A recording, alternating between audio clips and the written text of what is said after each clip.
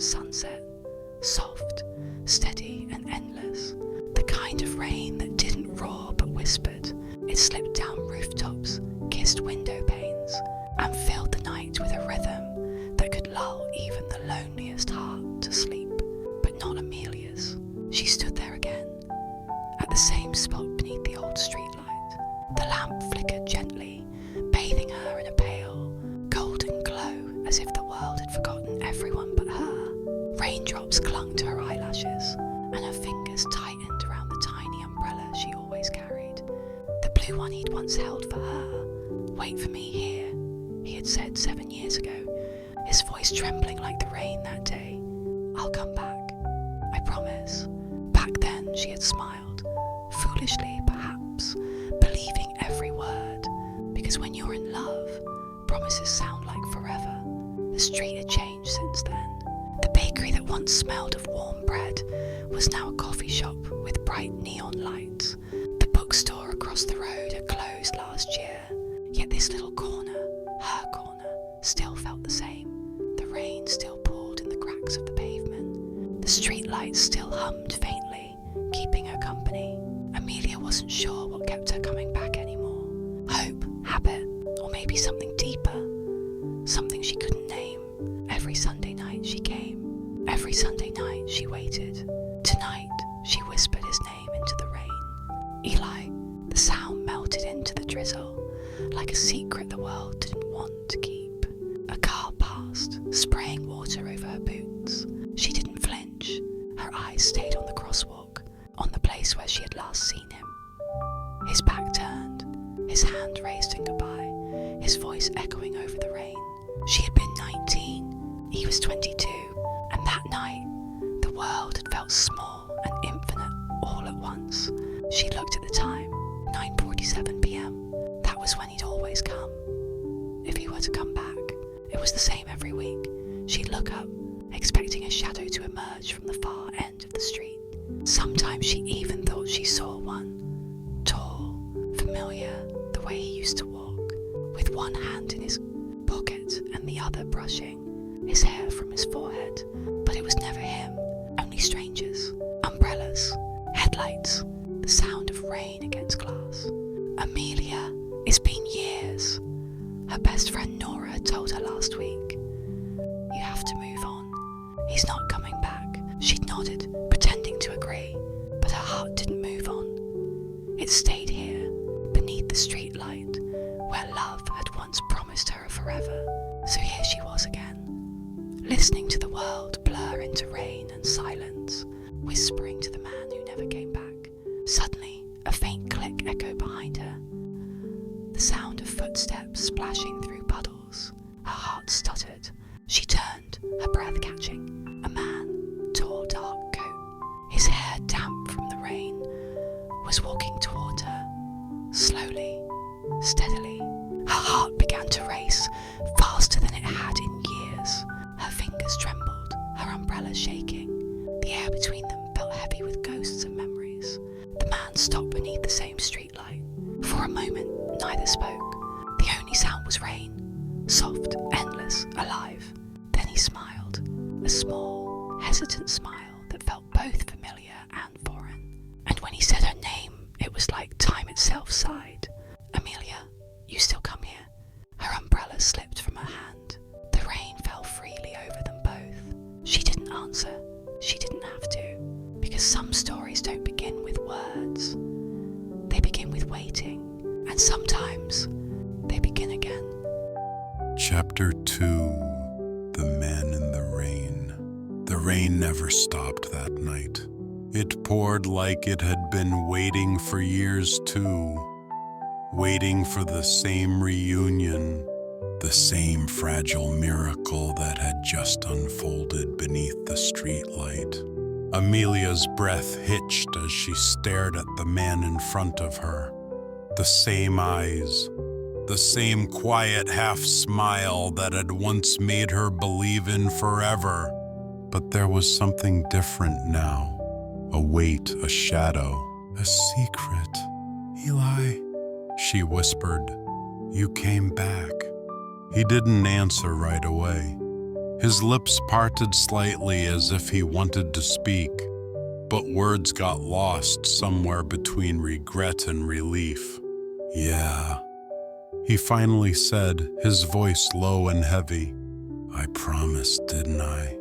They stood there facing each other, rain falling like time itself had slowed down for them. 7 years, 2,555 days, and countless unanswered questions. Amelia could feel her pulse in her throat. Part of her wanted to scream, to demand why he'd vanished without a word. Another part just wanted to touch him, to make sure he was real. "Why now?" she asked softly. "Why after all this time?" Eli looked down, his jaw tightening. Water dripped from his hair, running down the side of his face like silver lines of guilt. "I had to disappear," he said finally. "For your sake." Her brows furrowed. "For my sake?" He nodded slowly. "There were things you didn't know back then, things that could have destroyed you." Amelia felt her chest tighten. His tone wasn't cold, it was haunted. There was pain buried beneath every word, like every syllable carried a memory too heavy to speak aloud. "You think disappearing helped?" she said, her voice trembling. "You left me wondering if you were even alive, Eli. You took everything from me." His eyes softened. The same deep gray that used to make her feel safe now shimmered. "With regret, I never stopped watching over you," he said quietly. "I saw your graduation photo. I saw the day you moved into your apartment. You smiled that day. And I told myself I did the right thing." Her breath caught. "You've been watching me?" He looked away. "From afar," he admitted. "I had to. I wasn't allowed to come near you." A silence settled between them, heavier than the rain. "Allowed?" The word echoed in her mind like thunder. "Eli, what do you mean not allowed?" But before he could answer, the sound of a car door slammed across the street. They both turned. A black car sat at the corner, its headlights dimmed, windshield wipers flicking slowly. Someone was inside, watching. Eli's expression changed instantly. The softness vanished, replaced by urgency. He stepped closer, lowering his voice. "I shouldn't have come tonight," he whispered. "They still don't want us together." Her pulse quickened. "Who?" "Eli, what are you talking about?" He looked into her eyes, his hand trembling as he reached out and brushed her cheek. The touch was warm, real, and filled with something she didn't understand. "Just remember this," he said, voice shaking. "Not everything I did was a lie. And if you ever see me again, run." Before she could speak, he stepped back, turned, and disappeared into the rain, vanishing the same way he had 7 years ago. The car's engine roared to life, headlights flaring, and then both were gone, leaving her alone beneath the streetlight once more. Only the echo of his words remained, and the unbearable truth that her heart, foolish as it was, still beat for a man made of secrets. That night, Amelia couldn't sleep. She replayed every moment, his voice, his eyes, the car. Who were they? Why was he afraid? And what had really happened 7 years ago? The rain whispered no answers, only memories. And somewhere far away, in the same rain-soaked city, Eli stood on a rooftop watching the light from her window. whispering a name he was never supposed to say aloud again. Amelia, forgive me. Chapter 3. The Letter in the Attic. The storm didn't stop for 3 days. Amelia barely noticed the sound anymore. It became part of her heartbeat, blending with a constant replay of Eli's voice in her mind. Not everything I did was a lie. Those words burned deeper with every passing hour. Why had he said they didn't want them together? Who were they? By the third night, sleep had become impossible. The rain outside her apartment window blurred into soft grey lines. Her room smelled faintly of lavender and old paper, the scent of comfort she used to create when she couldn't find peace. She rose from bed, grabbed a sweater, and climbed the narrow staircase that led to the attic. The attic had always been her quiet escape, filled with boxes of childhood memories, her mother's journals and her father's old camera. But tonight, something about it felt different, like it was waiting for her. As lightning flashed, Amelia noticed a wooden chest in the corner, one she didn't remember seeing before. It looked ancient, its metal corners rusted, the wood dark with age. On the lid, faintly carved letters read, "For AM when the rain returns." Her heart skipped. AM, her initials. She knelt down, fingers trembling as she undid the latch. Inside was a folded brown envelope tied with a faded blue ribbon. Her breath caught as she turned it over. The handwriting was unmistakable. Ellie. For a moment she couldn't move. The air seemed heavier, the silence almost sacred. Finally, she pulled the ribbon free and opened the letter. "My dearest Amelia, if you're reading this, it means the rain has brought me back. Or at least, the memory of me. I know you deserve an explanation, but there are truths that live in shadows, and once you bring them into light, they change everything. 7 years ago, I wasn't the man you thought I was. I wasn't just Eli, the boy who sketched constellations on your skin or promised you a life under the same stars. I was part of something darker, something that used people like you to control people like me. The night I left, I was given a choice: disappear, or watch you be destroyed because of me. I chose the rain.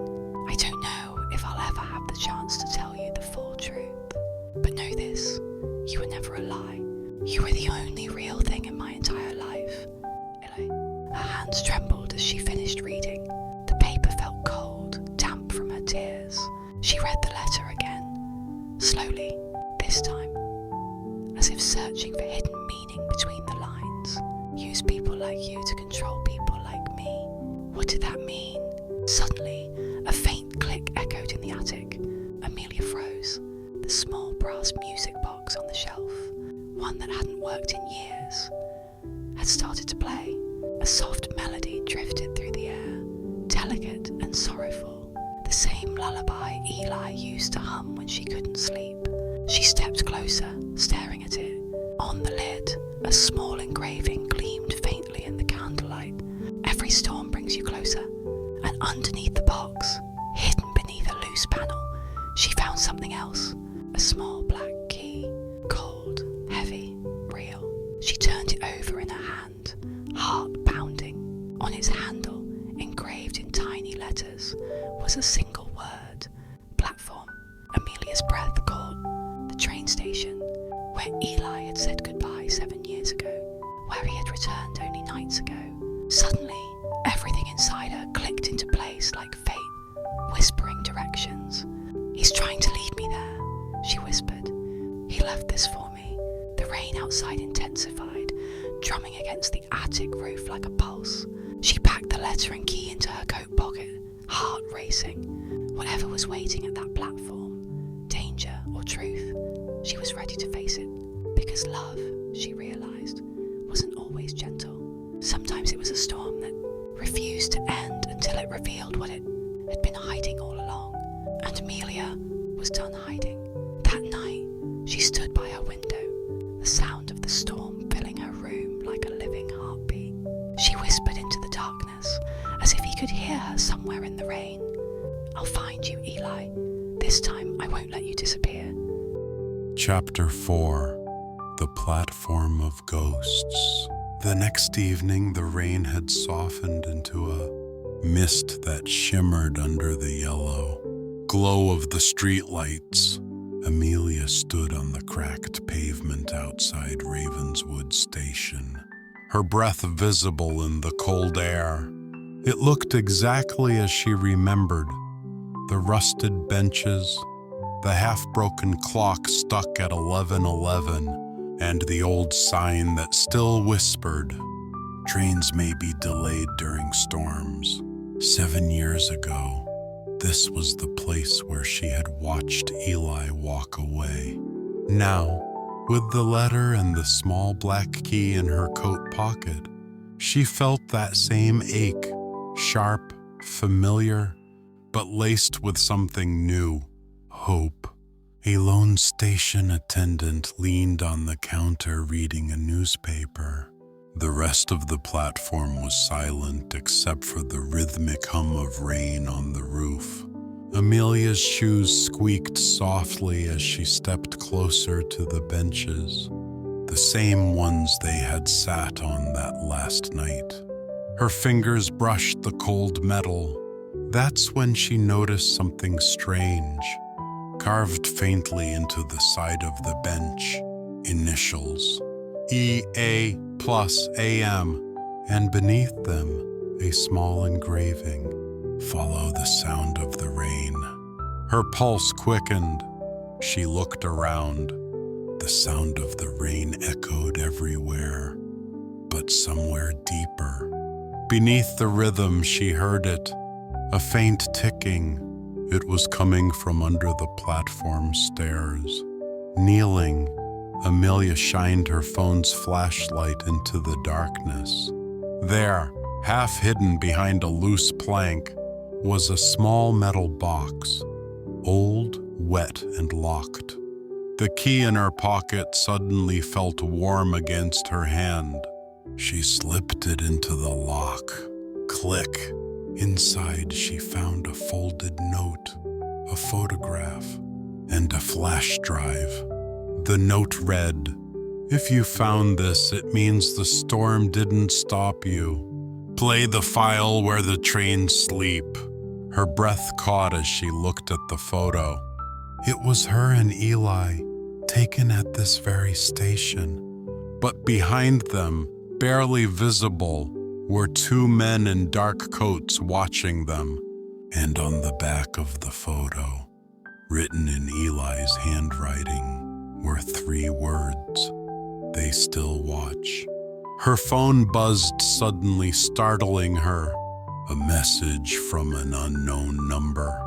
"Unknown. You shouldn't be there, Amelia." She froze.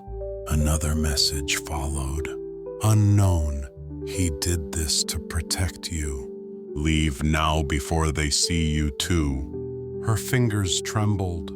The rain started to pour harder again, drenching the platform in a metallic sheen. She looked around. No one, just shadows. But she couldn't leave. Not now. She went to the station's waiting room. Dark. Empty except for the hum of old vending machines. Behind the counter, she found a dusty computer. When she plugged the flash drive in, the screen flickered to life. A video file auto-played. Her breath hitched as Eli's face appeared. He looked older, tired, but his eyes, those same deep, kind eyes, still carried the warmth that once made her world feel safe. "Amelia," he said softly, "if you're watching this, it means they found me again. I don't have much time. The people I used to work for, they aren't what you think." It started as research about dreams, emotions, and memory transfer, but they turned it into something else. They could erase love, Amelia, or plant it. We were experiments, you and I. Her hands flew to her mouth. Tears stung her eyes. I left because they wanted to erase you from me. But I remembered. Every time it rained, I remembered. If you still feel it too, follow the next storm. It'll lead you to the truth. And Amelia, no matter what you find, know this. You were never a mistake. You were my anchor. The screen flickered, then cut to static. For a long time, she just sat there. Rain against glass, heart against chaos. Every sound of the storm outside felt like his heartbeat calling her back. Then she noticed something strange. On the frozen static of the screen, an image flickered faintly. Coordinates, a location, Ravenhill, Sector 9, Memory Institute. She didn't know what it was, but it was her next destination. She wiped her tears, packed the drive and letter back into her coat, and whispered softly into the rain. If you remembered me through the storms, Eli, then I'll find you through them too. Outside, the thunder rolled like distant applause, as if fate had been waiting for her decision. Chapter 5, The Memory Institute. The next morning, the rain had stopped, but the world still smelled like it. Cold air brushed Amelia's cheeks as she stepped off the last bus that rattled down an abandoned industrial road. The sign, half buried in vines, read, Ravenhill Sector 9, Restricted Zone. She stood there, clutching her bag tightly, feeling the weight of Eli's flash drive like it was pulling her towards something she wasn't ready to face. Around her, the city looked dead. Cracked asphalt, broken lampposts, wind whispering through the hollow shells of factories. And at the far end of the road, like a scar against the sky, stood a single white building, its mirrored windows reflecting only clouds. The Memory Institute. When she reached the gate, a scanner blinked to life. Access required. She hesitated, then held up the flash drive. A soft tone beeped, and the gates slowly creaked open. Inside, the air was unnaturally clean. White walls, polished floors. No sound except the low hum of machines. Every step she took echoed like it didn't belong to her. She found a small desk near the entrance. An old receptionist, grey hair tied neatly, face kind but distant, looked up from her console. Appointment? The woman asked in a voice that didn't seem curious, only rehearsed. Amelia swallowed. I'm here for Eli. For the first time, the woman blinked slowly, as if the name had stirred something she had been programmed to forget. Then she typed something into her computer and handed Amelia a visitor badge. Level 3, room 11. The elevator ride felt endless.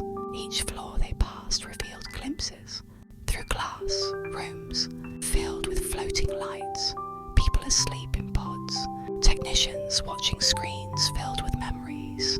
It was like a museum of dreams. When the doors opened on level 3, the hallway stretched out in perfect symmetry. Room 11 was at the very end. She hesitated at the door, heart pounding, and then turned the handle. Inside, the room was dark except for a soft blue glow. In the center, surrounded by cables and monitors, was a glass chamber, and inside that chamber, Ellie, he was lying still, connected to dozens of thin wires and glowing strands of light that pulsed in rhythm with his heartbeat. Amelia pressed her hand against the glass. Eli, a faint flicker appeared on one of the monitors beside her. Words began typing themselves across the screen. Eli's memory restoration in progress. Phase 7. Subject ID E112. Emotional anchor Amelia M. Her breath caught. Emotional anchor. Her name wasn't just in his memories. It was part of the experiment. Don't touch that, a voice said sharply from behind. Amelia turned to see a woman in a lab coat, her face half hidden by shadows. Dr. Keller, the name tag glinted in the dim light. You have no authorization to be here. I'm not leaving until you tell me what you did to him, Amelia shot back. The doctor sighed softly. You don't understand. Eli volunteered. He believed he could keep you safe this way. Safe? You locked him in a machine. He wasn't just in danger, Miss Moore," Dr. Keller said, stepping closer. He was dangerous. His memories could collapse entire emotional networks. What you two shared, it wasn't ordinary love. It was engineered. Amelia froze. The world tilted. Engineered love. Dr. Keller tapped on a monitor. A projection filled the room. A holographic playback of Eli's past sessions. He sat in a chair, wires connected to his temples, eyes filled with longing. "Erase everything except her," he whispered. "If I lose everything else, let me remember her face when it rains." The doctor's expression softened. "He broke protocol to save a fragment of you. That's why he was terminated from the program." Amelia's voice trembled. "Then why is he still alive?" "Because even erased memories have roots," Dr. Keller said quietly. "He keeps reliving you in his dreams. We can't stop it." Suddenly, the monitors began to flicker. Eli's vitals spiked. His eyes twitched beneath closed lids. Alert. Subject reactivating unscheduled sequence. Amelia ran to the chamber. "Eli, I'm here!" The machine screamed with static. Lights flared. And then Eli's eyes opened. "Amelia," he whispered, voice raw, broken. "I remember everything." The alarms wailed louder. The doctor shouted into her comms, but her voice was drowned by the sound of breaking glass. The chamber cracked from the inside, Eli forcing his way out. He fell forward, gasping for air, shivering from the shock. Amelia caught him, tears flooding her eyes. "You came back," she whispered. He looked at her with a trembling smile. "No storm, no experiment could erase you." And before the guards could burst through the door, they ran, hand in hand through the cold, sterile halls toward the exit. Behind them, red lights painted the walls like fire. The Institute had awakened. Outside, the first drops of rain began to fall again. Soft, steady, endless. The world had been waiting for their storm to return. Chapter 6. The rain was never just rain. They ran until their lungs burned. The city lights were nothing but blurs now, reflections in endless puddles, flickering street lamps trembling in the rain. Eli stumbled, clutching Amelia's hand. Every few steps, his body twitched, like the memories inside him were short-circuiting. "Keep going," Amelia gasped, dragging him under a broken overpass. Water dripped from the concrete above them, tapping a nervous rhythm on the ground. "Amelia." Eli's voice was weak, eyes dazed. "The rain, it's calling to me." "What are you talking about?" she asked, wiping his face. He blinked slowly, as if listening to something only he could hear. Then, a faint whisper rippled through the air. Not from him, from the rain itself. "Remember what you've forgotten." Amelia froze.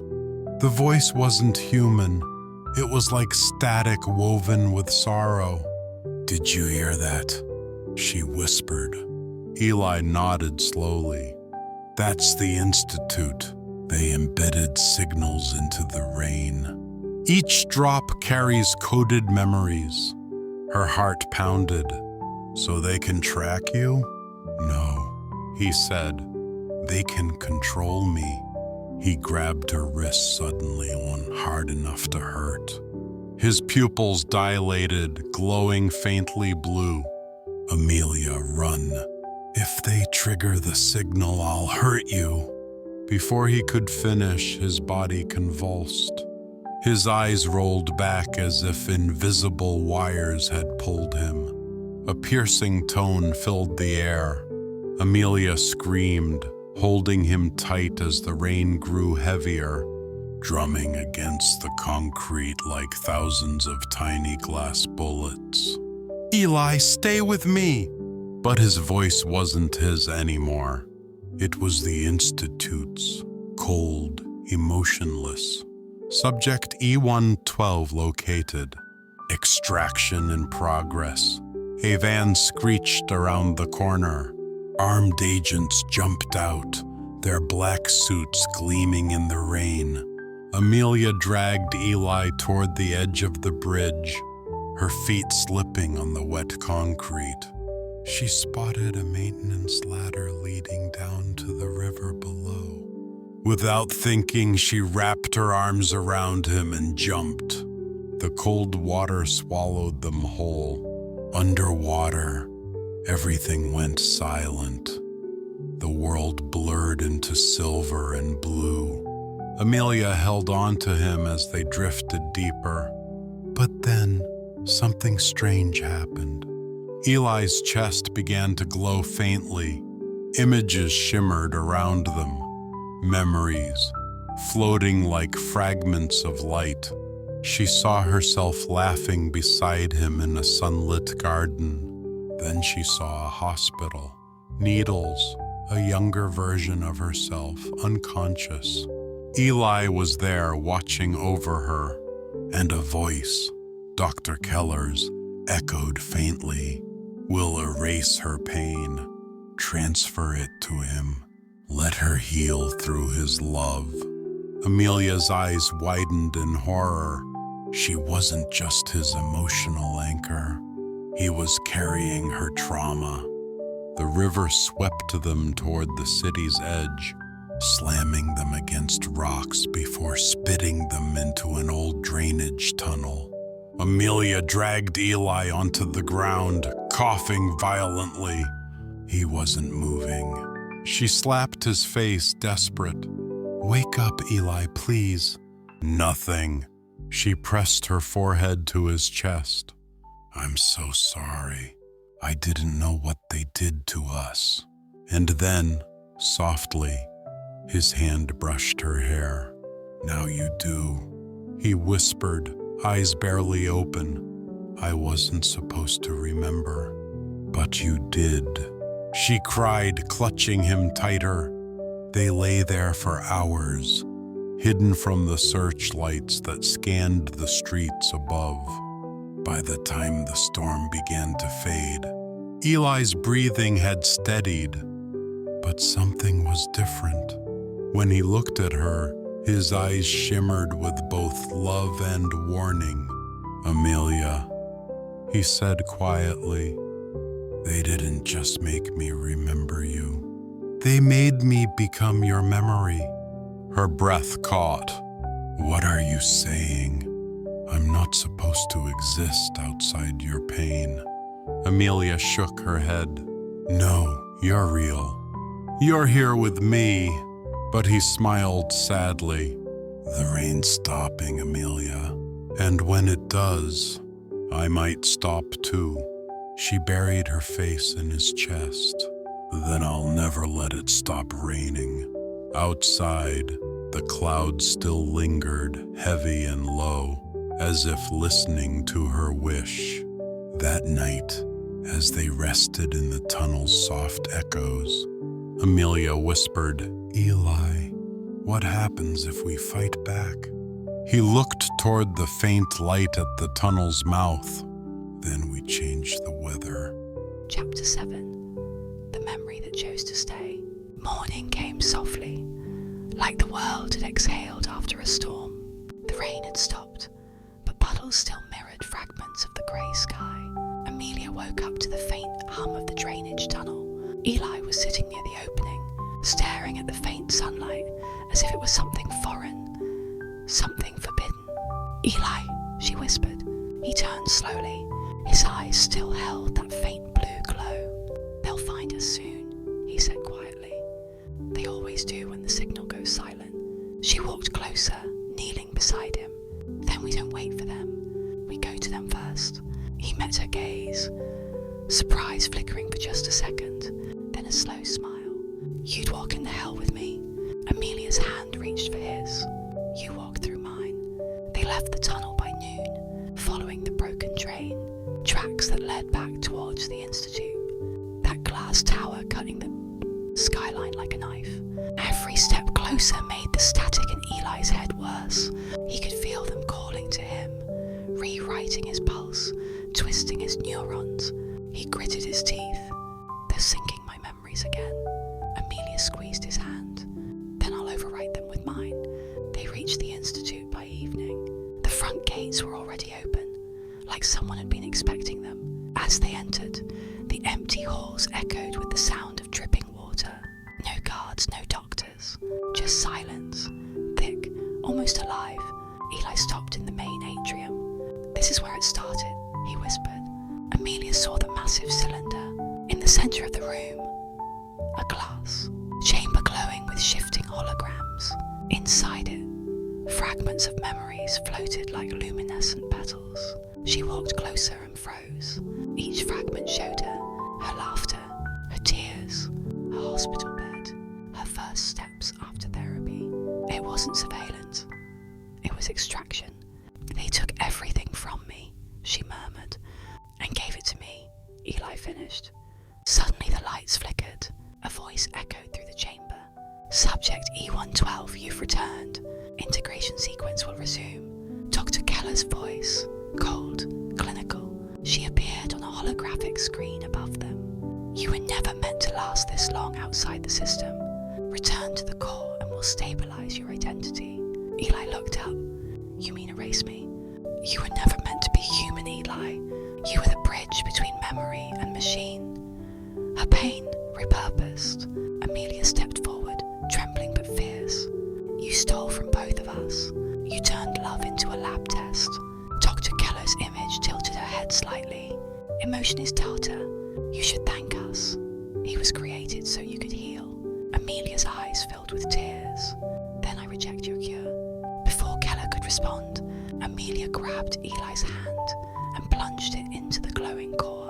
Alarms screamed instantly. The chamber reacted violently. Blue light surged, shaking the entire building. Eli's body started to dissolve into streams of data. Amelia, what are you doing? He shouted. She held tighter, crying. We end this together. If I go in, he gasped, I'll lose every piece of me that's you. She smiled through her tears. Then I'll leave something for you to find again. The light engulfed them both. For a moment, everything stopped. No sound, no pain, no rain. Amelia found herself in a white space, soft, endless. Eli stood across from her, flickering like static. He walked toward her slowly.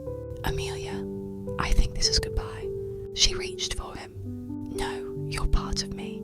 Even if you disappear, I'll remember you in the way I heal, in the way I feel. He smiled faintly. That's all I ever wanted. He leaned forward, resting his forehead against hers. And as their tears met, the light inside the chamber flared one last time. Brighter than the sun. When it faded, the institute was gone. Reduced to dust and mist, scattered over a silent city. Days later, gentle rain returned. It fell on cracked streets, old rooftops, forgotten corners of the city. And somewhere, in that quiet rainfall, a voice whispered, soft, almost like a memory. You can't erase love. It rewrites itself.